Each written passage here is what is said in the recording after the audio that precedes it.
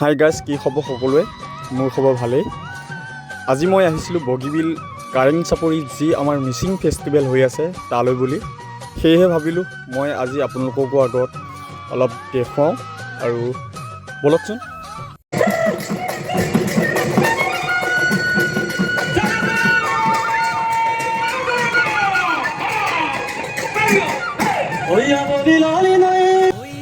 এই আপোনালোকে দেখিছেনে, কৃষকৰ যি সঁজুলি প্ৰয়োজন হয়, নাঙল, যুঁৱলি, মৰি, তাৰ বিভিন্ন ধৰণৰ সামগ্ৰীয়ে ইয়াত নিৰ্মাণ কৰিছে।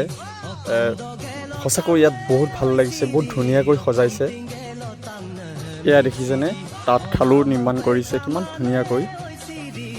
যেতিয়া এজন অসমীয়াই নিজৰ হাতেৰে নিৰ্মাণ কৰি বজাৰত বিক্ৰী কৰিবলৈ আনে, আমি সঁচাকৈ গৌৰৱ অনুভৱ কৰোঁ। ব'লকচোন কি কি পায় আমি তেওঁ নিজ মুখেৰে শুনোগৈ।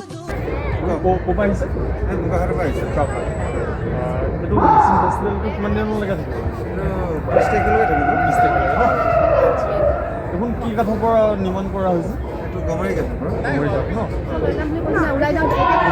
দাম কেনেকৈ লগাইছে? চব এনচি লৈ আছে। এনচি লৈ পেলাই আছে দামটো। আচ্ছা, এইটো 10 ইঞ্চি, এইটো 550 টকা, এইটো 9 ইঞ্চি ন? এইফালে অলপ ভাজি দেখোন দাম কেনেকৈ? গমাৰি আৰু লক্ষী গছ বুলি কয়। গমাৰি আৰু লক্ষী গছ ন? কেতিয়া? 26 তাৰিখে। 26 তাৰিখ। আছে এইখনৰ ৰেটখন। ভিডিঅ'টোৰ শেষত আপোনালোকলৈ কিছুমান আলোকচিত্ৰৰ প্ৰেৰণ কৰিলোঁ আৰু ভিডিঅ'টো কেনেকুৱা পালে জনাবলৈ নাপাহৰিব। আজিলৈ এৰিছোঁ, বাই বাই।